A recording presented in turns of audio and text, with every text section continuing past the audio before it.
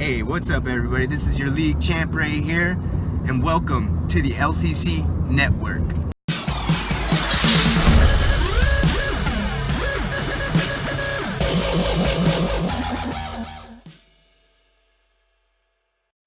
Hey everyone, welcome to the Commissioner's Clubhouse for the 7th off-season episode. We're almost 2 months into this thing already, which means we are just that much closer to real things happening in our off-season, to the actual draft, to the season starting back again. I'm kind of an optimist, so I don't like to look at it as, wow, I can't believe it's only been, 7 weeks. I'm like, man, we only got like 20-something more weeks to go now. So, but yeah, let's kick it off. I'm going to my right-hand man, Jameson, is here with us today. Let's do it.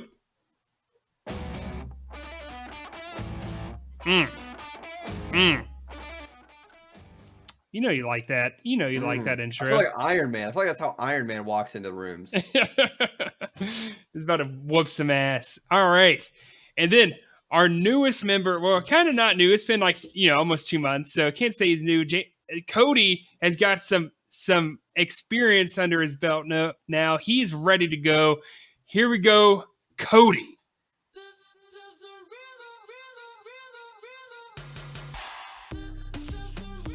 You feel that? Like, yeah, at least I don't have to be Pet's right hand. I don't even know what he does with his right hand. It's not the best job in the world. It's not as fun as call it a dirty job. You can definitely call it a dirty job. It gets sticky. Oh, it's God. sticky. It's moist.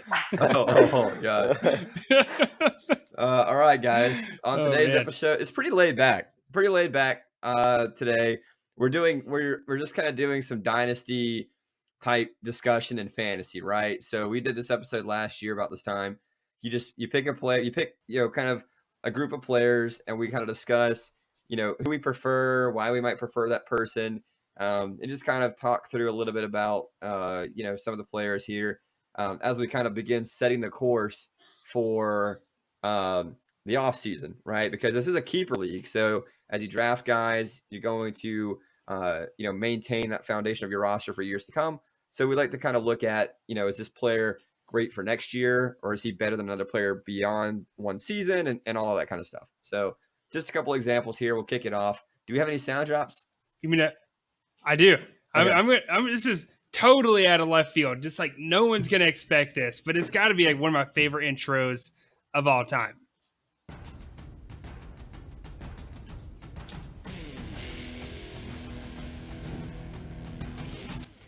The Halo intro. I didn't let it go long enough. Otherwise, it'd be here an extra 15 seconds. It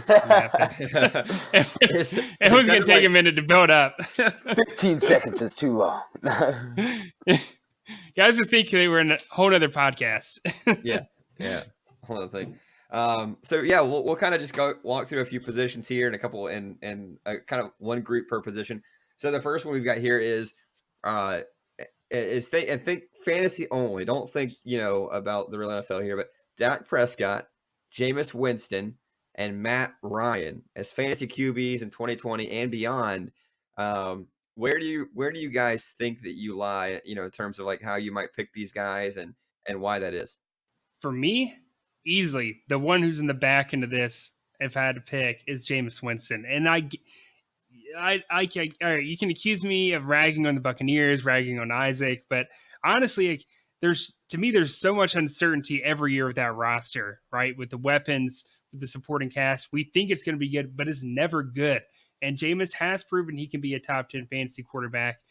I just don't know is he even going to be in Tampa this year? Like, I haven't followed the situation closely enough, but I feel like something could be happening, and that does scare me. Where does he end up, and how does that impact him as a fantasy QB? What if he stays in Tampa with Mike Evans and Chris Godwin and Bruce Arians and OJ Howard and possibly a running back? Maybe they get a guy like a David Johnson. Like, how do you feel about Jameis if he stays there? Well, I will say David Johnson, if he goes there and he's healthy, that's going to help a ton. I mean, the entire organization, not even just fantasy. I mean, let's take a step back. And I get it. Jameis Winston was the number 3 fantasy quarterback in our league. But again, that is an exception for Jameis Winston. Yeah, no, if that happens though, I could see him being a QB1 easily. But again, there's just too much uncertainty right now for me to say, all right, this is the guy no matter what. I'm picking him over these other 2. Okay.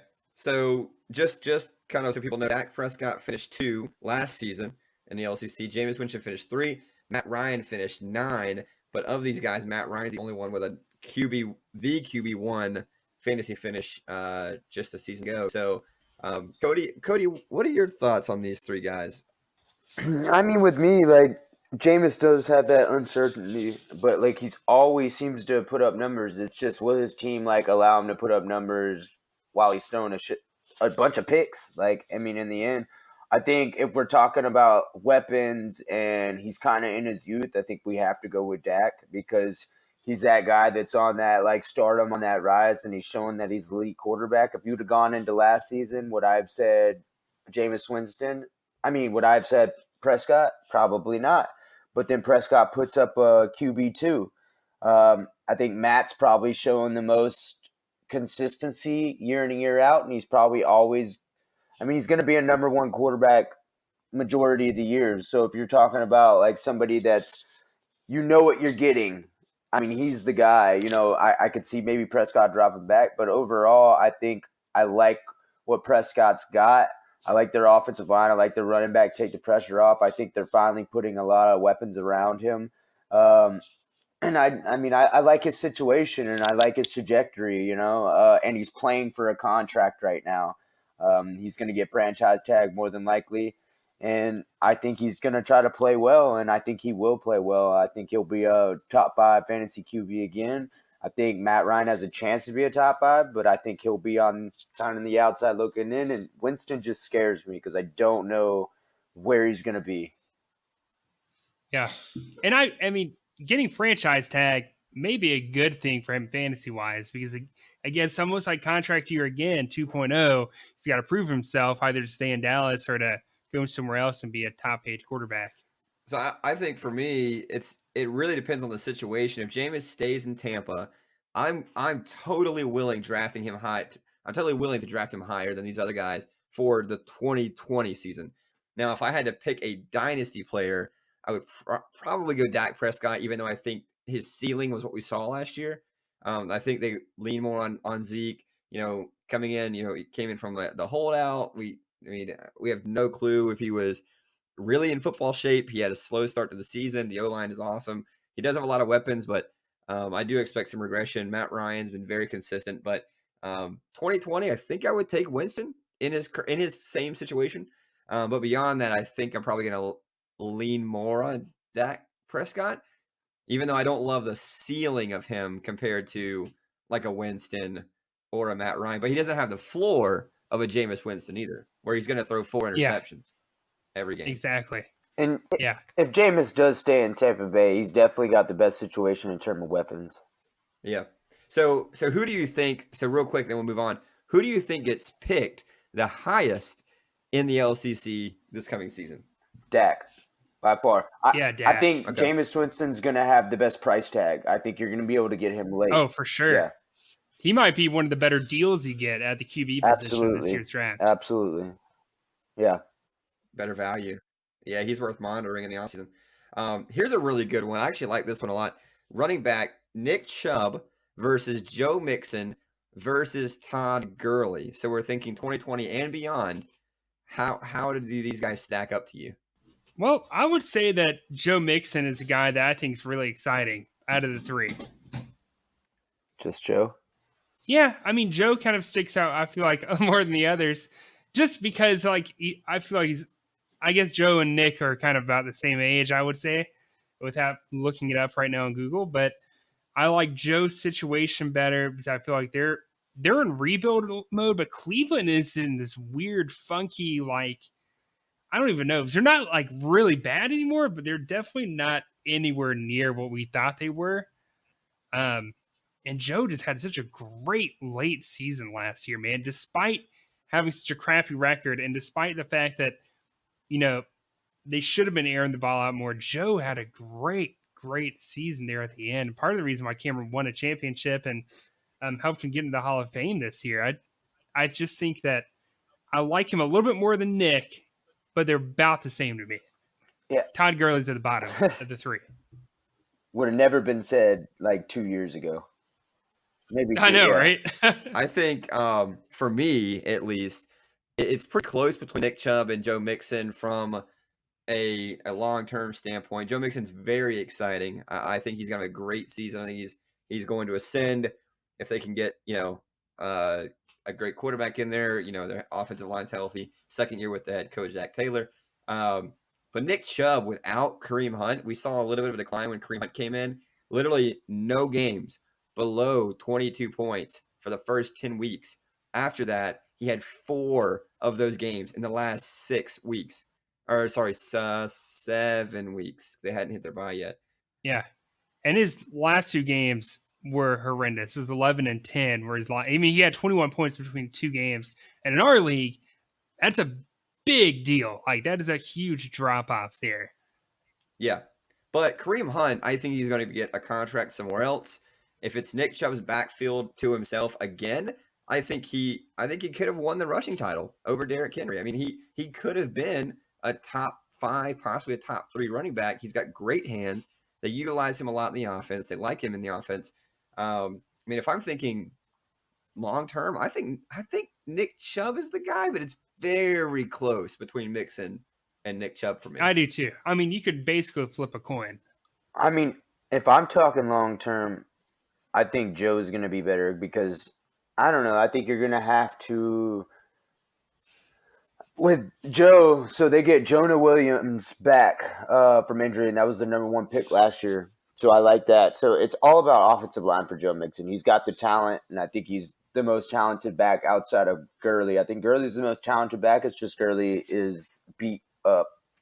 But if they address offensive line in the offseason a little bit more to add to their first pick, and maybe they spend a high draft pick on another offensive lineman and everything starts to come together, you really got to like what Joe is doing. Now, granted, maybe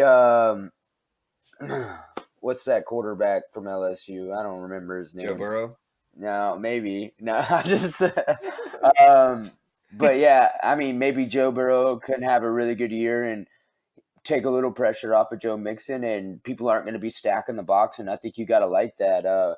Obviously, Baker has to have a bounce-back year, and nobody's going to – until Baker proves it, they're not going to stop stacking the box on Nick Chubb, and Nick Chubb has lost his third downs because of Kareem Hunt. And how much is Kareem Hunt a full offseason in the full offseason with Cleveland and not having to worry? Well, I don't know. He did just get in trouble.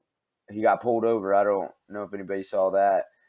Yeah, I did. I don't know what's going to happen to him with that.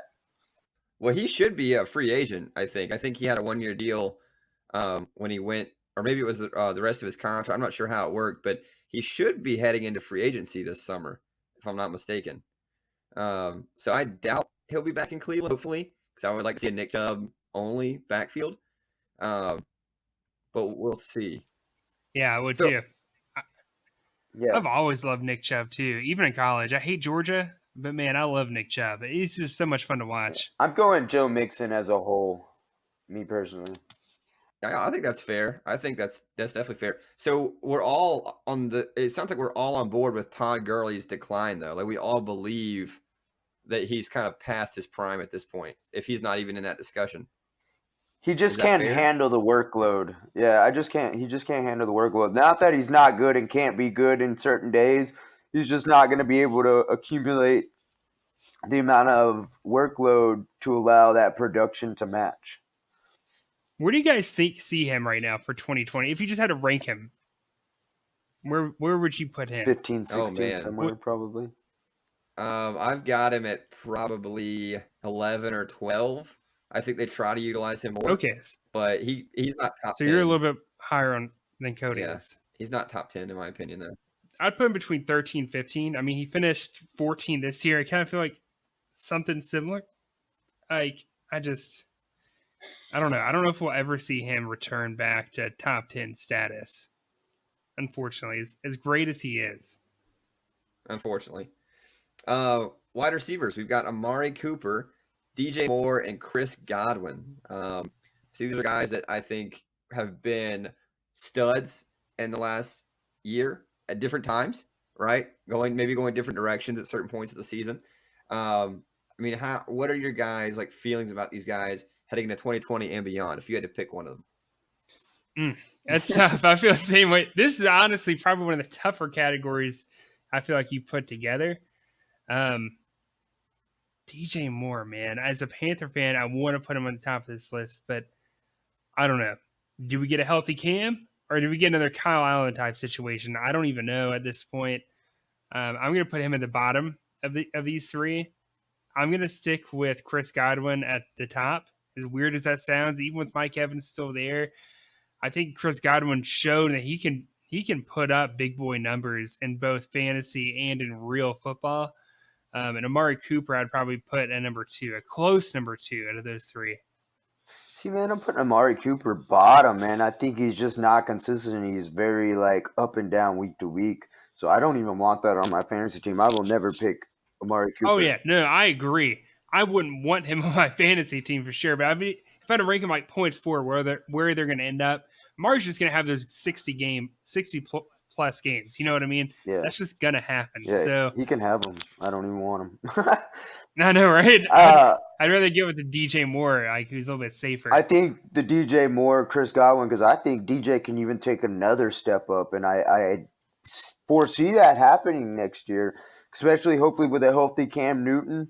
Yeah, and that's the difference maker, honestly. No, it is. And that's why I'm having trouble picking with Godwin, because Godwin's got uncertainty too with Jameis Winston. Like, is Jameis going to be there? Who's that quarterback? Like, who's throwing him the ball? I'm probably going to go Chris Godwin 1, and then DJ 2, and then Amari 3. But that DJ Chris Godwin, they're right there. Right there. Amari's just too inconsistent week to week for me. Yeah, I think this group feels like the running backs to me. Like DJ Moore, Chris Godwin feel like Nick Chubb and Joe Mixon. Not quite that high, but you get what I'm saying, like as far as relative to each other. Where Amari Cooper feels like Todd Gurley. Like tons of talent, very, very injury prone, can blow up, can bust. You know, I have him in our other league, in the NFL league, just having to hold on to him for next year to see what's going to happen. But there's definitely a lot of concern there. I think if the situation stays the same in Tampa, I think Chris Godwin, to your point, Patrick, is the new number 1. I mean, the eye test, the numbers. I mean, he missed the last 2 games of the season, and he still finished as wide receiver number 2, averaging 4 more points, 3.7 more points than the number 3 fantasy wide receiver. So I think we've seen his breakout similar to what we saw with Adam Thielen a few years ago.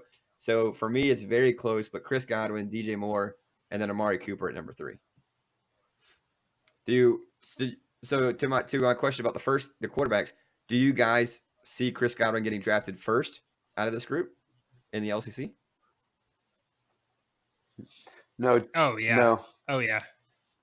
No, really. Too many Panther fans. I could see that. I mean, that's definitely a good point for sure. Well, sometimes people draft off of not like, their head. Sometimes they just draft with their heart, Yeah. And they're close enough to where I could definitely see DJ Moore going ahead of him. Yeah, I agree with that. Lots of Panthers fans. All right, so we got some linebackers here. These are always a little bit tougher, I think. Just sometimes the data is not as available for these guys. The level of consistency as far as predicting is not always easy with IDP players. But Deion Jones, Devin Bush, and Joe Schobert, different points of their career. We've seen them different points in fantasy, right? With injuries. Devin Bush was a rookie last season. What are your thoughts on these guys here? It's another good one for sure. I mean, I said it all during the season last year. Joe Schobert has got to be the slowest middle linebacker in NFL history. I swear, when I watch him play, it looks like I'm running around on the field in Joe Schobert's body. Like, that's how slow this guy looks to me. I like Devin Bush, man. I just love that the youth there, I just feel like the ceiling is so high for him. The floor, I get it. Like, he was very spotty at times this past season. He started out strong, finished off kind of phased off a little bit, but I'm super excited about him. Deion Jones is another guy I feel like is going to rebound. I'm going to pick Deion over Devin Bush because of the experience, and he's proven he can be great. Devin Bush at 2 and Joe Schobert 3. Oh man, I'm gonna go Dion 1 just because I've seen Dion at a very high level, and I know he can be there. I mean, he had an off year last year, but like I know what he's capable of. You know, I like Joe's consistency, and what I like about Joe is you may say he's slow, but I like the front four in front of Joe. And I think that frees him up to do so much. He can just, I mean, he can run all over the place without even worrying about getting, attacked by those offensive linemen. And I think that allows him to be as consistent as he's, been the past couple of years. People, push him aside, but he's still putting up, number one linebacker numbers. Devin, I like Devin, obviously. He's a Steeler. But I need to see him be more mature. Late in the season, he kind of fell off. Man. I'm probably going to go Deion Jones, Joe Schobert, Devin Bush, but it's very, very close on all of them. And I think Devin's got a very high ceiling, but he's also only in his second year, and I got to see it to believe it. So I'm actually going to be a little contradictory here. I think I'm going to go Devin Bush as my number one. It's very close though. I like all three of these guys. To your point about the early point of the season, he had no games below 25 points for the first 9 weeks. Well, 8, if not in the bye week. And then after that, I don't know what happened, but week 11 on, he had 6 of his last 8 games below 25 points. So not sure what happened there, but we've seen to some degree, half a season, the talent, the motor. I love the motor, the drive, the passion on a Steelers defense that loves to, play defense, kind of that hard hitting style. I like, his youth and his speed.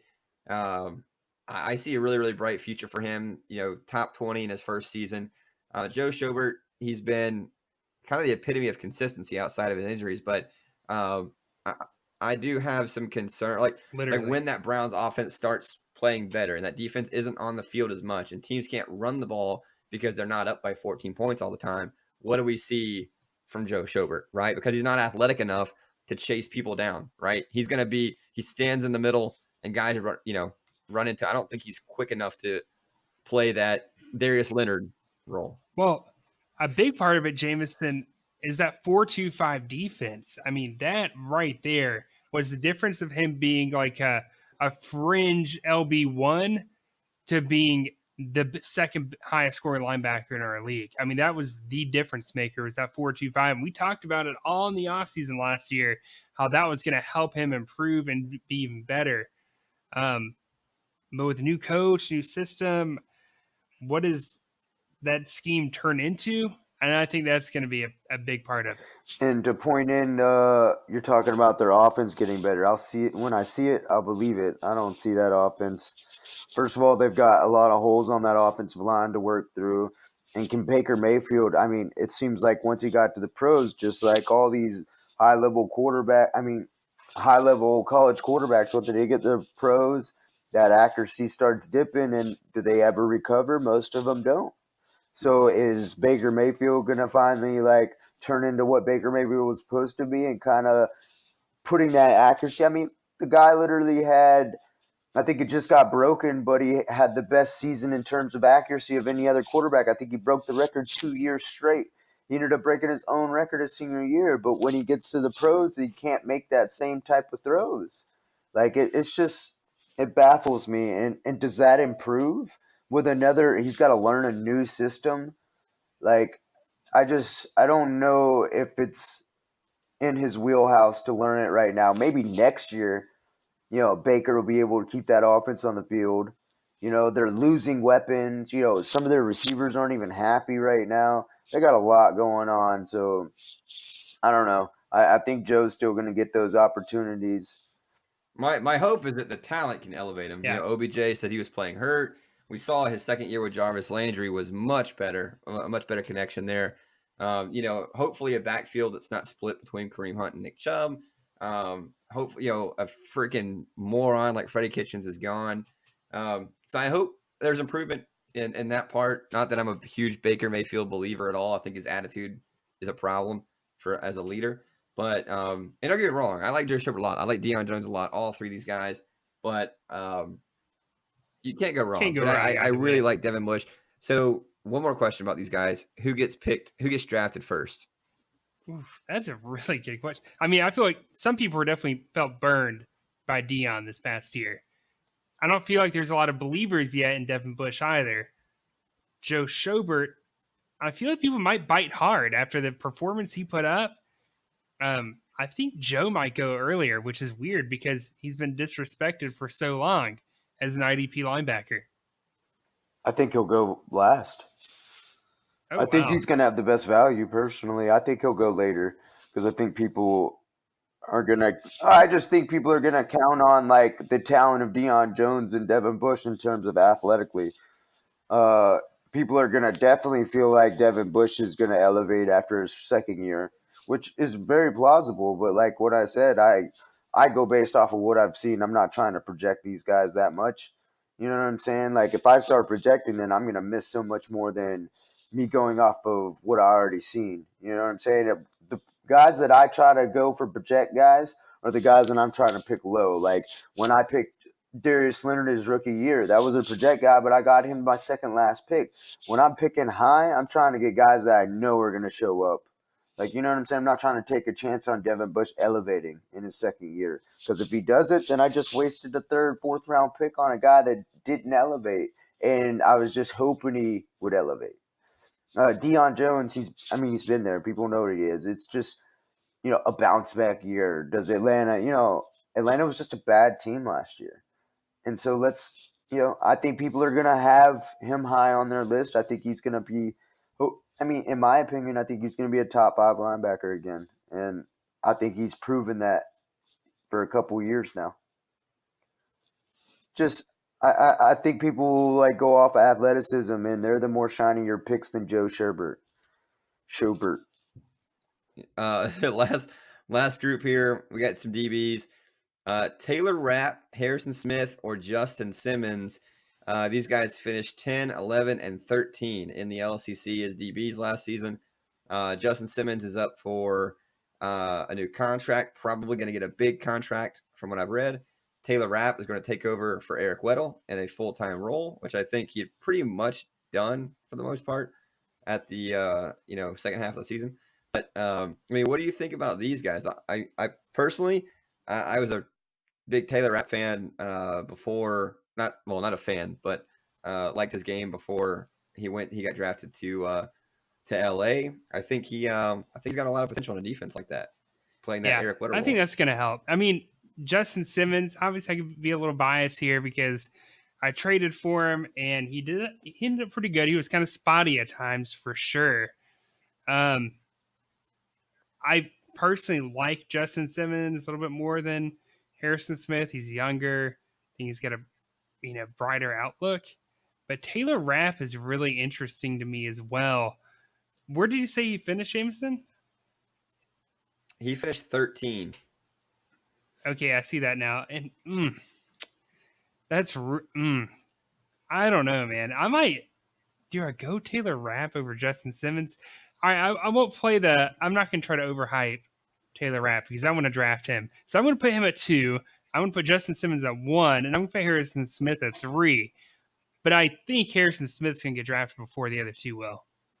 Harrison's the bigger name. I think Justin's really good in our fantasy because Justin plays in the box a lot. So he's going to rack up a lot of tackles. He's not going to make a ton of interceptions or anything or spectacular plays, but he's going to be extremely consistent. I think Taylor Rapp is kind of a mystery in terms of he had a good year last year, but he didn't have like a set position. You know, he was kind of playing that Tyrann Mathieu role where he was hitting in the nickel and then he was moving back to safety, and he just had a lot going on. And I don't know how a set like kind of position at safety, how that's going to be. Maybe, I don't know, maybe it's good for him, and I think it probably will be. I don't know. He's definitely an interesting player, like Pat said, and I think he's just that mystery box, man. Like if you hit him, he might be a top 10, top 5 guy. I could see that, but then he could also be that guy that's just sitting in, late teens, early 20s. So what's interesting about him is only one game from week 6 on, he scored less than 26 fantasy points, which was interesting because he had 3 of those games at the early on point of the season before he was kind of more in a full-time role and getting more snaps. So even without a full season, finished in the top 15. But I think to Cody's point, he doesn't have that track record. We talked about the linebackers. Devin Bush versus Joe Schobert, Deion Jones. I think there's a lot of talent and athleticism. Doesn't have the track record, but I think maybe it just depends on what you're looking for, right? Do you need a surefire guy every week, a Justin Simmons or a Harrison Smith, even though Harrison Smith's aging? Or do you have the flexibility in your roster to take a chance at a guy like Taylor Rapp, who honestly, even though he finished in the top 15, how many guys in our league really know who he is? I mean, if you're not really keeping up with things about Eric Weddle and who Taylor Rapp was, he could easily fall behind guys like Adrian Amos, Tyrann Mathieu, Kevin Bayard, in the Minka Fitzpatrick, Kevin King in the draft, right? So he might be one of the better values that we'll see this year. Yeah, I agree. And that's kind of why I put him there at number 2. I didn't want to put him at 1 just because I'd like to be able to sneak him in a little bit later in the draft because I know some people are going to pass on it. He could be. Yeah, Go. Yeah. I was just going to say, so last offseason we talked about Jabril Peppers very late, right before the draft, being a sleeper candidate that we thought was rising, that could be really good. I mean, he might be that guy this year, a lot like Jabril Peppers, entering another season, taking on a full-time role, in a position that, where Eric Weddle's been successful or John Johnson's been successful. So, not exact position, but in the, secondary on the team. So, I think he could easily be one of those guys. At this moment, I'd probably go Justin Simmons first. Then I would go Harrison Smith and then Taylor. But I could easily see myself in about a month and a half, 2 months saying Taylor Rapp in front of Harrison Smith. But I think Justin, in my opinion, is the safest bet in terms of staying healthy. And you know what you get in terms of he's going to be in every play. He's going to lay the wood. He's not going to be getting this spectacular, he's not going to get 4 or 5 interceptions in a year. He might get 1 or 2, but he's going to have a ton of tackles, like linebacker number tackles, like low-end linebacker number tackles. Yeah. No, I think that's definitely fair for sure. I think people who are listening have a lot to think about when they think about constructing their rosters, and where they put their value, right? I mean, we're 24 guys now. So if you're picking like 3, it's a long wait back, so it is. That's a lot to think about what you need, if you want to play it safer, if you want to go maybe higher ceiling, lower floor type guys. But that's it. That's all the groups I had for you guys. That was fun. Especially we're not too far, I'm guessing, from our mock draft that we'll be doing, the 3 of us, which will be fun. But yeah, let's round this. Oh, Cody, any last messages? I don't think so. Was I supposed to say something? No, you're good. You're good. Cody's like, You're good. What do I do with my hands? No. Well, that's pretty much it. Yeah. No, that's pretty much it, guys. Looking forward to our 8th week to finish out our essentially our 2nd month of the off season. It was fun. See you guys next week. Goodbye. Deuces.